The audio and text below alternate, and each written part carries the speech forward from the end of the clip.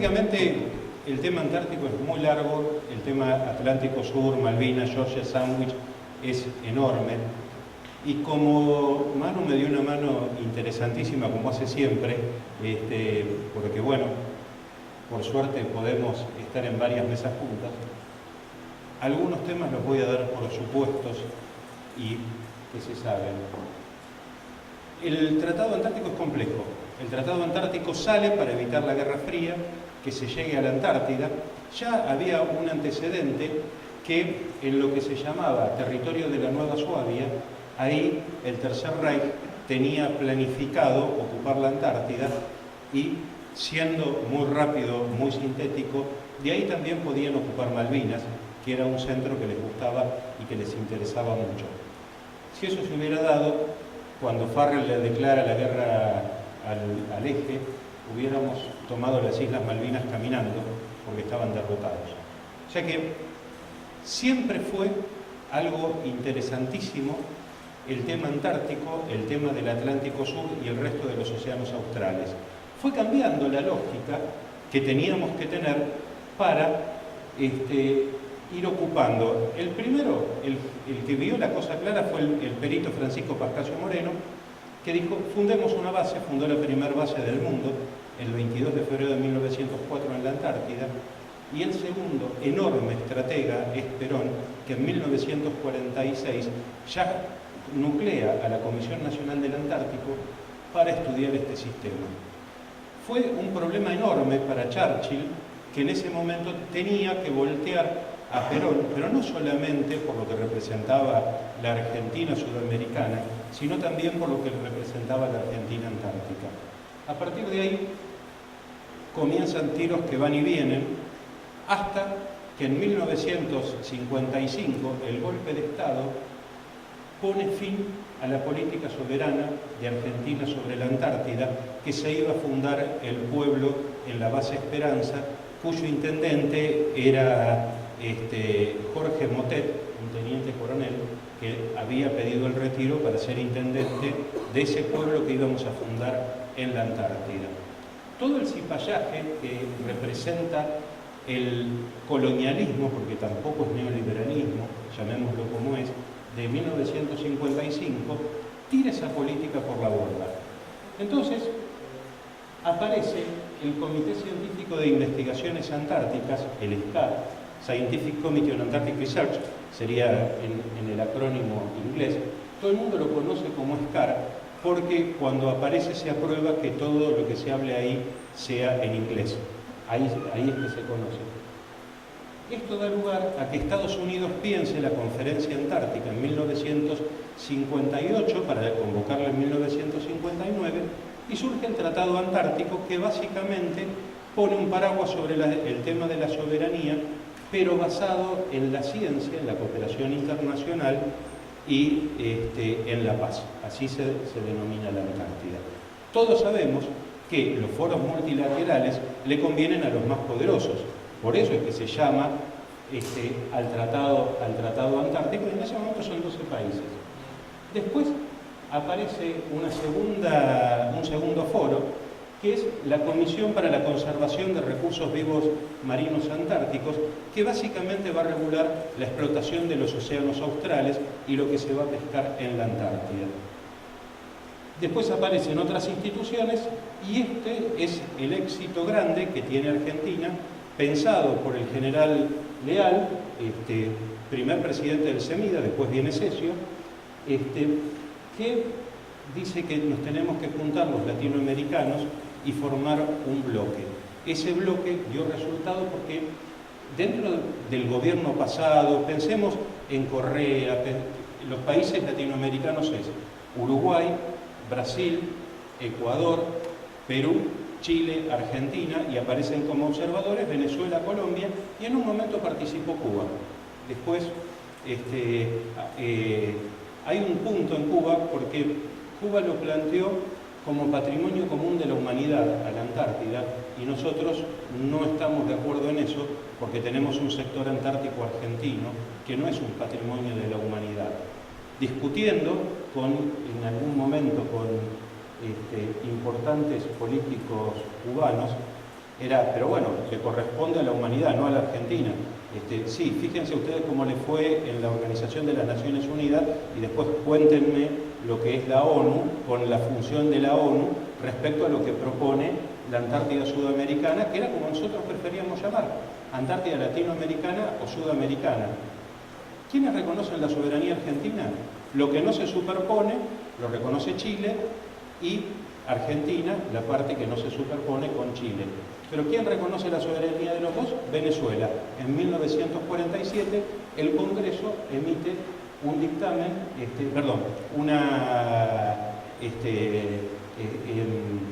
se me fue la palabra, una especie de dictamen reconociendo la soberanía de los dos países. Pasemos a la próxima, por favor.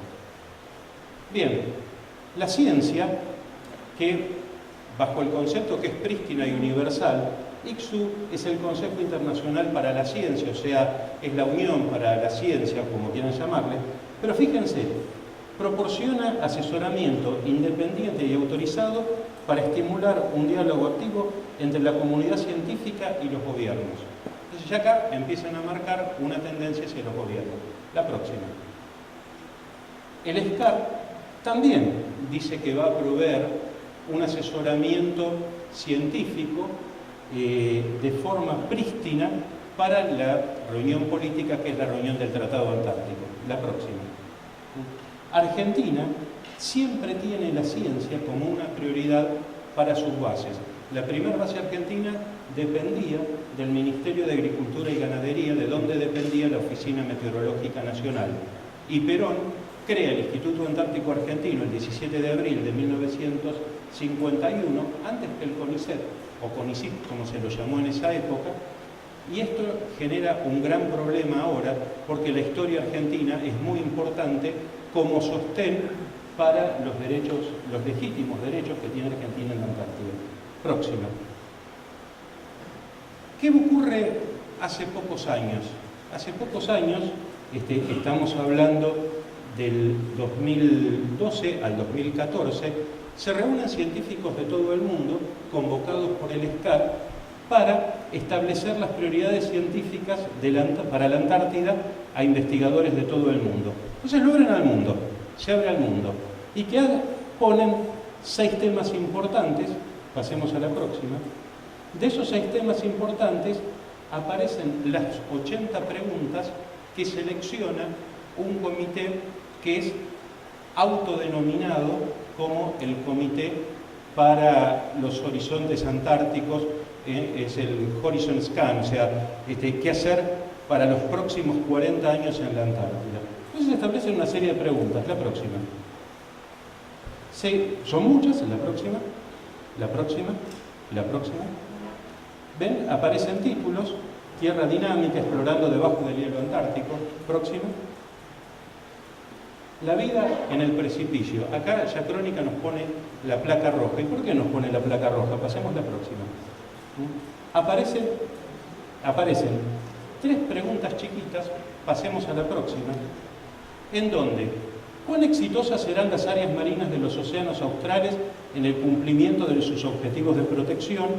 ¿Qué medidas de conservación ex situ, o sea, por fuera, tienen los recursos genéticos para la Antártida y el océano austral? ¿Y cuán efectivas son las medidas de conservación para la Antártida? Esto es algo que para un congreso hay que traerlo último. Esto terminó de debatirse con un problema enorme entre las cancillerías de los países del Commonwealth, el Reino Unido, Estados Unidos, China, Rusia y Noruega. Fue una batalla campal y acá el Reino Unido jugó sus fichas de una forma magistral. Pasemos la próxima. El cielo y la tierra, pasemos la otra. Presencia humana en la Antártida. Y acá aparece algo que es interesante para hablar del bien común y cuáles son los puntos que tenemos que ver. La próxima. Preguntas 76, 77 y 79 de las 80 en total. ¿Cómo afectarían las presiones externas y los cambios en las configuraciones geopolíticas del poder al manejo político y a las ciencias antárticas? Ya están previendo que va a haber un cambio geopolítico que puede ocurrir dentro de los próximos 20 años, y la 77 es cómo se mantendrá el uso de la Antártida con fines pacíficos y científicos como obstáculos para acceder a un cambio. Ya se habla que la paz y la ciencia son un obstáculo para el cambio. Ya estamos viendo que las bases podrían transformarse en bases militares. Ya hay radares militares en muchas de esas bases, y sin satélites que se operan desde esos radares no hay guerras en la guerra moderna, en lo que viene a nivel moderno. No es un tema menor la presencia humana en la Antártida y lo que están hablando hoy en estos foros. Y la última, ¿cuál es el valor actual y potencial de los servicios de los ecosistemas antárticos? Lo contestamos más tarde, pasemos a la otra. 2 días después que Foradori y Duncan hacen ese acuerdo nefasto, el propio Duncan, 3 días después, digo bien, el 15 de septiembre, anuncia un sistema de protección para 4 millones de kilómetros cuadrados en el océano. Empieza en el 2003 hablando de la estrategia de biodiversidad que disparan las 3 primeras preguntas que se hacen con la vida al borde del precipicio de eso que se dio en esa conferencia antártica. Esto lo empieza a revisar el Reino Unido en el 2013. Me tocó oponerme y salir a viva voz a decir, junto con los otros integrantes de la comisión, en una reunión consultiva que se hizo en Bruselas, que Argentina no reconocía ninguna de estas áreas, o sea, directamente decíamos que estas áreas marinas protegidas no las reconocemos porque son unilaterales, pero los antecedentes, ¿quiénes los empiezan a promover? ONGs. Empieza el ONGismo. BirdLife, la Royal Society for Protection of Birds, BirdLife, GBO, Great Britain Ocean Coalition, que es la Blue Marine, la Marine Conservation, la Pew Charitable, el zoológico de... pero aparece Greenpeace. Greenpeace, Reino Unido, aclaran por las dudas, y aparece la Fundación Vida Silvestre, la WWF. Pasemos a la próxima. El 17 de agosto del 2017 hacen una revisión de estas áreas marinas protegidas, hacen un taller para el área marina protegida de Georgias del Sur, y en el 2018, el 19 de junio, publican ese taller. Ahora, ¿se necesitan áreas marinas protegidas en esa zona? No se necesitan, porque la comisión, esa que les mostré para la conservación de recursos vivos marinos antárticos, tiene un comité científico que es vinculante con las pesquerías, en donde puede prohibir o disminuir la cuota de captura de esos alimentos. Para eso Greenpeace, en el 2018, ahora hace poco, 2017-2018, lo lleva a Javier Bardem, hacen un recital en Europa y empiezan a hablar del santuario antártico para la conservación del krill. Pero ¿para qué vamos a conservar el krill más si ya lo tenemos conservado por el Tratado Antártico y por esa cruma? Pasemos a la próxima. La Great British Coalition, la Great Britain Ocean Coalition, informa que van a estar trabajando dentro de la cruma en áreas marinas protegidas. El liderazgo SGSSI es el gobierno, escuchen bien, el gobierno de las islas Georgias y Sandwich del Sur. O sea que tienen un gobierno para esas islas también. Esto tiene un respaldo de los científicos del Reino Unido, 283 parlamentarios de todo el espectro político del Reino Unido, y que están impulsando el liderazgo en el Atlántico Sur a través de esas áreas para que se reconozca la soberanía británica. Estamos hablando de una ONG que nuclea todas las ONG que ya les dije anteriormente y que cobra un fangote de plata del Reino Unido. O sea que lo que dice Greenpeace, que no recibe de gobiernos, no es cierto, porque cobra indirectamente a través de esta coalición, que lo presentaron en la reunión que terminó el 2 de noviembre de este año en Hobart, Australia. Pasemos a la próxima. ¿Qué dice el Reino Unido? que los territorios de ultramar dependientes de la corona son autónomos y por lo tanto también implementan su propia legislación territorial para la conservación. Autodeterminación de las colonias para poder manejar los bienes de otra manera, aunque queda claro que siempre atrás de esto está la corona. La próxima. Esto es lo que anunció Alan Duncan, que es el cinturón azul, territorios de ultramar del Reino Unido, lo que es UCOS. Hablemos del Atlántico Sur. La Isla Ascensión, la Santa Elena y Tristán da Cunha, Georgias y Sandwich y el territorio antártico británico. Esto es el cinturón azul que proponen los británicos. Pasemos a la otra. Esto es el cinturón de áreas marinas protegidas o el santuario, como lo llamaron casi todos los países, menos Noruega, China y Rusia, este cinturón azul, este santuario, perdón, a los cuales se opusieron porque coincide exactamente con el cinturón azul de los británicos. Pasemos a la próxima. Estos son todos los territorios de ultramar que tienen los británicos y esto es a lo que ellos llaman ese cinturón azul e inclusive proteger estas cuevas fiscales desde donde acá se hacen fuertes los terroristas, los narcotraficantes, los gobiernos dictatoriales. Todo esto también depende del poder financiero de Londres en el Caribe anglófono. La próxima. Para eso hicieron un mapa de estudios bioeconómicos de la zona, la próxima, y estos establecen, esta sería la gran área marina que ellos quieren llevar adelante, para de esta forma tener una mayor presencia a través de la investigación científica y a través del conocimiento ambiental. Pasemos a la próxima. Esto es la bandera del gobierno de las Georgias y de la Sandwich, la próxima. Y esto es lo que nosotros hacemos también. Nosotros también nos pegamos un tiro en el pie porque todo el turismo que sale de Ushuaia va a fortalecer las Malvinas, las Georgias del Sur, las bases británicas vuelven y vuelan de nuevo al territorio europeo, al país de donde hayan salido. O sea, esto es lo que nos está pasando en el turismo ahora. Lo dejo ahí, lo dejo picando, después lo hablamos afuera, tomando unos mates. La próxima. Tiene que ver también con el mapa de extranjerización de tierras, donde vemos en este lugar el litio, vemos el acuífero guaraní y vemos la zona Benetton. La próxima, por favor. Las Malvinas, esto ya lo mostró Manu, la próxima. Acá están los barriles que se sacan, la próxima.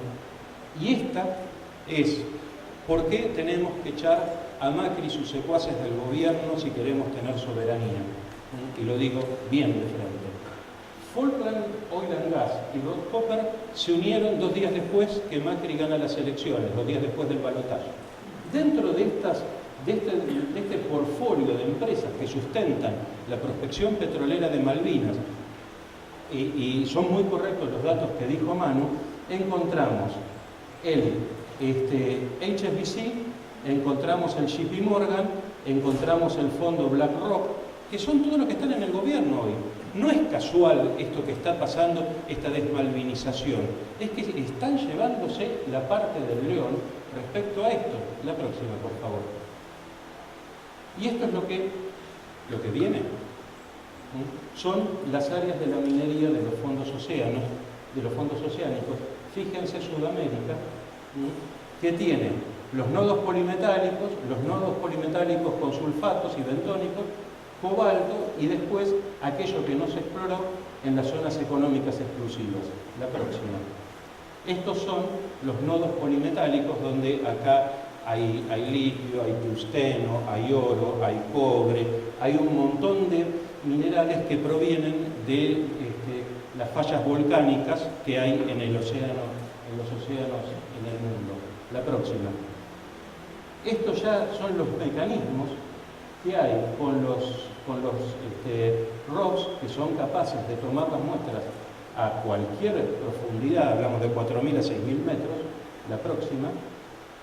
Estos barcos, que son los que tomarían por aspiración estos vehículos, con estos vehículos controlados a control remoto, todos los minerales, esos nodos para llevarlos arriba, Y esto, no pude meter el video, que eran 30 segundos, donde les muestro las máquinas que desarrolló el Reino Unido, que son terribles perforadoras para poder hacer el pozo de minería y llegar hasta los metales que necesitan más allá de los fondos si es que se acabaran.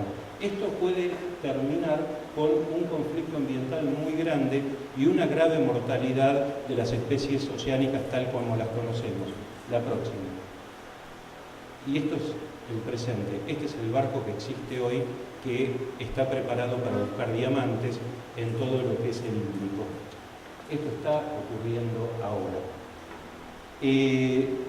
Cuando me tocó integrar por la Argentina el protocolo de Montreal, y es la posición que hemos tenido como gobierno, nosotros nos encontramos con que existe un cambio climático, nos encontramos con que existe un calentamiento global, y nos encontramos con que nos dicen: cuiden el ambiente, porque si no cuidan el ambiente todos vamos a tener algún problema, y vamos a tener un problema serio. Lo que dijimos en su momento es: si ustedes, los industrializados, contaminaron el planeta, paguen ustedes, no nos hagan pagar a nosotros lo que a nosotros no nos corresponde pagar.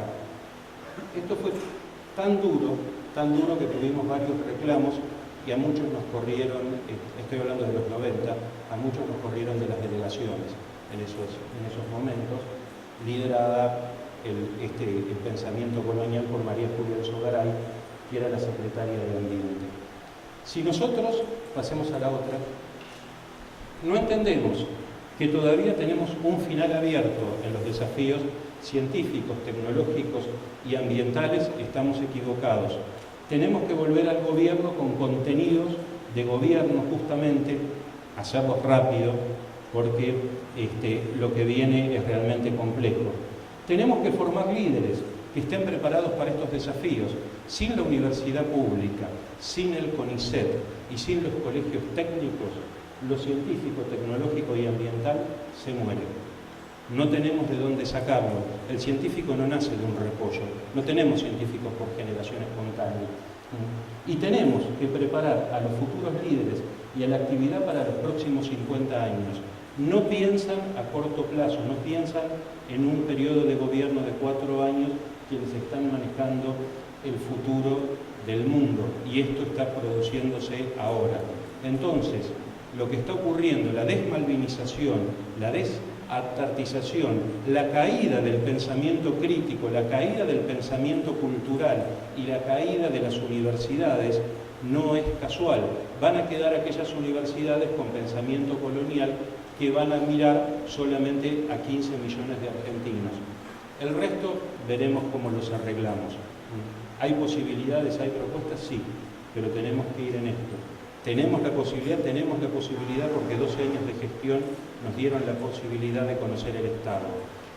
Así que esto es para reflexionar.